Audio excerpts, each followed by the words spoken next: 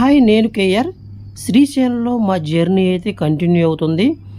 Second day Patalaganga ropeway boating complete చేసుకున్న తర్వాత అక్కడ నుంచి మళ్ళీ మనం ఒక ఇంట్రెస్టింగ్ ప్లేస్కి అయితే వెళ్తున్నాము. అదేదో కాదు, శ్రీ ఛత్రపతి మహారాజ్ మ్యూజియంకి అయితే వెళ్తున్నాము. మీలో ఎంతమంది ఈ మ్యూజియాన్ని చూశారు అనేది అయితే కామెంట్ చేయండి, మీ అభిప్రాయాన్ని తెలియజేయండి.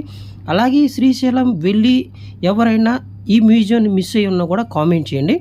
ప్రతి ఒక్కరు కూడా నెక్స్ట్ టైం అయినా సరే ఎప్పుడైనా శ్రీశైలం వెళ్తే ఎవరైనా చూడని వాళ్ళు ఉంటే కనుక తప్పకుండా శ్రీశైలంలో శ్రీ ఛత్రపతి మహారాజుకి సంబంధించిన మ్యూజియం అయితే ప్రతి ఒక్కరు కూడా చూడండి. అలాగే మన చరిత్ర, సంస్కృతి, సాంప్రదాయాలు, అలాగే టెంపుల్స్కి సంబంధించిన చరిత్ర ఇవన్నీ కూడా తెలిసిన వాళ్ళు తెలుసుకోండి. అలాగే మనం ఎవరైనా నెక్స్ట్ భావితరాల వాళ్ళకి, చిన్నపిల్లలకి, మనం ప్రతి ఒక్కరికి కూడా మన సంస్కృతి, సాంప్రదాయాలు, మన చరిత్ర గురించి ప్రతి ఒక్క విషయాన్ని కూడా తెలియజేయాల్సిన అవసరం ఎంతైనా ఉంది అనేది నా వ్యక్తిగత అభిప్రాయం. దీని గురించి మీరేమనుకుంటున్నారు కామెంట్ చేయండి. ఎందుకంటే మన పూర్వంలో రాజులు కానీ, అలాగే మన హిందూ సాంప్రదాయాల్ని, హిందూ మతాల్ని గౌరవించేవాళ్ళు, ఈ మహారాజులు వీళ్ళందరూ కూడా ఎంత కష్టపడ్డారు భారతదేశం కోసం, మన సాంస్కృతిక విలువలను కాపాడటానికి, టెంపుల్స్ని కాపాడటానికి వాళ్ళ ప్రాణాలని పణంగా పెట్టి కూడా ఏ విధంగా మన దేశాన్ని కాపాడారు అనేది కూడా ప్రతి ఒక్కళ్ళు కూడా తెలుసుకోవాలన్నది నా ఇంటెన్షన్. అలాగే ఎక్కడికైనా వెళ్ళాము అంటే కనుక టెంపుల్స్ కావచ్చు, లేదా ఇలాగ చారిత్రాత్మకమైన కట్టడాలు, మ్యూజియంస్ ఏదైనా సరే వెళ్ళినప్పుడు జస్ట్ వెళ్ళాము చూసాము అన్నట్టు కాకుండా ప్రతి ఒక్కటి అక్కడ సంబంధించిన చరిత్రకు సంబంధించిన విషయాలు, అలాగే ప్రతి ఒక్క అంశాన్ని కూడా తెలుసుకోవాలి అన్నది నా మెయిన్ పాయింట్. అయితే ఇక మనం ఛత్రపతి మ్యూజియంలోకి అయితే వెళ్ళిపోయాము. జస్ట్ టికెట్ అయితే 10 రూపీస్ మాత్రమే ఈచ్ వన్కి. మనం పాతాళగంగ దగ్గర నుంచి వెళ్తున్నప్పుడు ప్రతి ఒక్క చోట కూడా ఎటు వెళ్ళాలి, ఎక్కడెక్కడికి వెళ్ళాలి అనేది నేమ్ బోర్డ్స్ అయితే ఉన్నాయి. అలాగే ఆటో సర్వీస్ కూడా అందుబాటులో ఉంది. ఆటో వాళ్ళు కానీ, అలాగే చిన్న చిన్న జీప్స్ కూడా మనం ఈ టెంపుల్స్ దగ్గర నుంచి ఎక్కడికైనా వెళ్ళాలంటే సర్వీస్ అయితే అందుబాటులో ఉంది. మన శ్రీశైలం ఎటు వెళ్ళినా కూడా చాలా దగ్గరగానే, నియరెస్ట్గానే ఈ మ్యూజియంని అయితే చేరుకోవచ్చు. ఇక్కడ శివాజీ మహారాజు సంబంధించి ఆయన పుట్టిన దగ్గర నుంచి ఆయన చనిపోయే వరకు ప్రతి విషయాన్ని కూడా ఇలాగ గోడల మీద బొమ్మల రూపంలో అయితే ఇక్కడ ఏర్పాటు చేయడం జరిగింది. జనరల్గా మ్యూజియంస్ అంటే పురాతన కాలం సంబంధించిన చరిత్ర, వాటికి సంబంధించిన వాళ్ళు వాడిన విలువైన వస్తువులు, లేదా వాళ్ళు వాడిన ఖడ్గాలు కానీ అట్లా చారిత్రాత్మకమైన సంబంధించిన వాటిని అయితే మ్యూజియంలో ఏర్పాటు చేస్తారు. కానీ ఇక్కడ బొమ్మల రూపంలో అయితే ఏర్పాటు చేయడం జరిగింది. ఇక్కడ మనకు కనిపిస్తున్న దృశ్యం అయితే అప్పట్లోనే శ్రీ ఛత్రపతి మహారాజు గారు విదేశాలతోటి వ్యాపారం చేయడానికి ఓడలను కూడా ఏర్పాటు చేసి విదేశాలతో కూడా వ్యాపార సంబంధాలు కొనసాగించారు.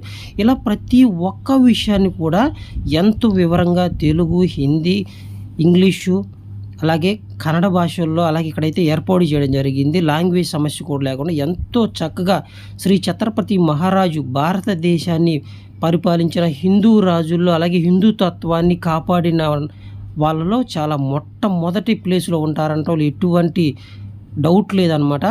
అలాగే ఇక్కడ శ్రీ ఛత్రపతి మహారాజు గారు భ్రమరాంబాదేవి అమ్మవారిని స్వయంగా ఆయన ఆరాధించినట్టు, అలాగే అమ్మవారు కూడా ప్రత్యక్షమై ఆయనకి వీర ఖడ్గాన్ని కూడా ప్రతిష్ఠించినట్టుగా చరిత్ర ద్వారా మనకు తెలుస్తుంది. ఎన్నోసార్లు ఆయన ఇక్కడ శ్రీశైలం దేవస్థానాన్ని కూడా సందర్శించినట్లుగా, అలాగే దీంతో పాటుగా శ్రీ తిరుమల వెంకటేశ్వర స్వామి వారిని కూడా దర్శించి విలువైన కానుకలు కూడా సమర్పించినట్టుగా మనకి చరిత్ర ద్వారా అయితే తెలుస్తుంది. మన దేశ చరిత్ర, సంస్కృతి, సాంప్రదాయాలు ప్రతి ఒక్క విషయాన్ని కూడా మనం నెక్స్ట్ జనరేషన్ వాళ్ళకి ఖచ్చితంగా తెలియచేయాలండి. ఎందుకంటే ఎన్నో రకాల చరిత్రలు కూడా మరుగున పడిపోయి మన హిందూ తత్వం, హిందూ వాదం అనేది కూడా ఎంతో వెనకబడిపోయింది అనేది నా వ్యక్తిగత అభిప్రాయం. ఎందుకంటే ప్రతి ఒక్కరు కూడా ఈ చరిత్రని తెలుసుకోకుండా జస్ట్ అక్కడికి వెళ్ళి వస్తున్నారు అనేది ఎక్కువ మంది నా ఇంటెన్షన్ ఇప్పుడు జనరేషన్ వాళ్ళు అయితే. ఎందుకంటే ఏదైనా మనం కోటలు కానీ, పురాతన ఆధారాలు, చరిత్రకు సంబంధించిన కోటలు అవి చూడడానికి వెళ్తే ఇక్కడ ఏముంది, పడిపోయిన కొండలో గుట్టలు తప్పక ఏముంది అన్నట్టుగా అనుకుంటున్నారు. కానీ అటువంటి వాటిని నిర్మించడానికి ఆ రోజుల్లో వాళ్ళు ఎంత కష్టపడి ఉంటారు అనేది కూడా ప్రతి ఒక్క విషయాన్ని అయితే మనం తెలుసుకోవాల్సిన అవసరం ఉంది. ఇక్కడ ఛత్రపతి మహారాజు గారు ఆయన ఆయన పుట్టిన దగ్గర నుంచి ఆయన చనిపోయే వరకు చూస్తున్నాం కదా. శ్రీ మల్లికార్జున స్వామి వారిని ఆయన దర్శించుకోవడం, అలాగే తిరుపతి వెంకటేశ్వర స్వామి వారిని దర్శించుకోవడం కూడా ఇక్కడ ప్రతి ఒక్కటి ఉంది. అలాగే మన చరిత్రలో ప్రతి ఒక్కటి కనుక గమనిస్తే ఛత్రపతి మహారాజు గారు ఆయన బ్రతికినంత కాలం కూడా అనేక ముస్లిం దేశాల రాజుల నుంచి, అలాగే విదేశీ శక్తుల నుంచి, అలాగే మన హిందుతత్వాన్ని కాపాడడానికి తన చివరి రక్త బొట్టు వరకు కూడా ఎంతో శ్రమించి ఆయన మన దేశాన్ని అయితే కాపాడారు. అలాగే ఈ మధ్యకాలంలో 'శంభా' సినిమా అయితే చూశారు కదా, ఆయన కొడుకు ఎంత కష్టపడ్డారు, అలాగే దేశాన్ని ప్రాణాలు అర్పించి కూడా ఏ విధంగా కాపాడాలనుకునేది కూడా మనం క్లియర్గా చూసాము. అలాగే మనకి ఇలా సినిమాల రూపంలో ఇలా చూపిస్తున్నారు కాబట్టి సరిపోతుంది, కానీ లేదంటే మన చరిత్ర అనేది తెలుసుకోవడానికి ఇటువంటి మ్యూజియంస్ అయితే ఖచ్చితంగా చూడాల్సిందే. ఇప్పుడు మనం చూస్తుంది ఛత్రపతి మహారాజ్ గారి సమావేశ మందిరంలో ఏ విధంగా కూర్చుంటారు, అలాగే అక్కడ ఎటువంటి నాయకులు ఉండేవాళ్ళు అనేది విగ్రహాలు కూడా ఏర్పాటు చేయడం అయితే జరిగింది. అలాగే నెక్స్ట్ అయితే ధ్యాన మందిరం కూడా, దాని పక్కనే ఇంకొక బిల్డింగ్ రైట్ సైడ్లో, లెఫ్ట్ సైడ్లో అయితే ఒక బిల్డింగ్లో ధ్యాన మందిరం కూడా ఉంది. అక్కడ శ్రీ ఛత్రపతి మహారాజు గారు ధ్యానం చేస్తున్నట్టుగా వెనక వైపున శ్రీ బ్రహ్మరాంబ అమ్మవారి విగ్రహాన్ని కూడా అక్కడైతే ప్రతిష్ఠించడం జరిగింది. అలాగే ఇక్కడ రకరకాల కోటలు, అంటే ఆయనగా ఎన్నో కోటలను అయితే జయించారు, ఎన్నో కోటలు ఉన్నాయి. వాటిలో కొన్ని 4 అయితే ఇంపార్టెంట్ కోటల నమూనాలను అయితే ఇక్కడ ఏర్పాటు చేయడం జరిగింది. ప్రతాప్గఢ్ కోట, అలాగే రాజ్కుండ్, అలాగే 4 రకాల కోటలని, వాటికి సంబంధించిన విలువైన సమాచారాన్ని కూడా అక్కడ నోటీసులు అయితే పెట్టారు. ఆ కోటలను నిర్మించడానికి వాళ్ళు అప్పట్లో మనం కనుక కొన్ని పురాతన కోటలను చూడటానికి పోతే ఒక్కొక్క బండ కనీసం ఒక 5-10 అడుగుల పొడవు అంత బరువులు ఉంటున్నాయి అన్నమాట. వాటిని ఆ రోజుల్లో ఆ కొండల మీద ఎలాగ నిర్మించారు, ఆ కోటలను వాళ్ళు ఎలా కాపాడుకున్నారు అనేది అయితే మాత్రం చాలా అద్భుతంగా అనిపిస్తుంది. పురాతన విషయాల్ని, అలాగే చరిత్ర, సంస్కృతులు వీటి గురించి తెలుసుకోవాలన్న ఇంట్రెస్ట్ ఉన్న వాళ్ళకైతే ఇటువంటి చాలా బాగా నచ్చుతాయి అనటంలో ఎటువంటి డౌట్ లేదు. చూస్తున్నారు కదా, శ్రీ ఛత్రపతి మహారాజు గారు ఇక్కడ ధ్యానం చేస్తున్నట్టుగా వెనక వైపునైతే అమ్మవారి ప్రతిరూపాన్ని కూడా ఏర్పాటు చేయడం జరిగింది. ఎంతో అద్భుతంగా అనిపించింది. నాకైతే చాలా ఇంట్రెస్ట్ అండి ఇటువంటి విషయాలు తెలుసుకోవాలనుకుంటే కనుక. ఇక్కడ చూడండి, శివనేరి కోట, ఈ కోటలకు సంబంధించిన సమగ్ర సమాచారాన్ని అయితే ఇక్కడ ఏర్పాటు చేశారు. ఎందుకంటే ఛత్రపతి మహారాజు గారు అనేక రకాల కోటలను అయితే నిర్మించారు.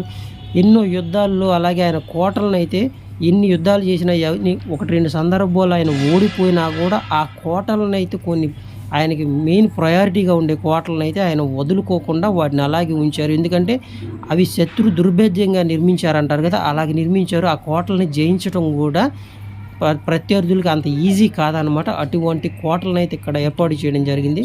మీలో ఎంతమంది శ్రీశైలం వెళ్ళినప్పుడు ఈ మ్యూజియంని అయితే చూశారనేది కామెంట్ చేయండి. అలాగే మన సంస్కృతి, సాంప్రదాయాలు, చరిత్ర ప్రతి ఒక్క విషయాన్ని కూడా నెక్స్ట్ తరాల వాళ్ళకి, చిన్నపిల్లలకి తెలియచేయండి.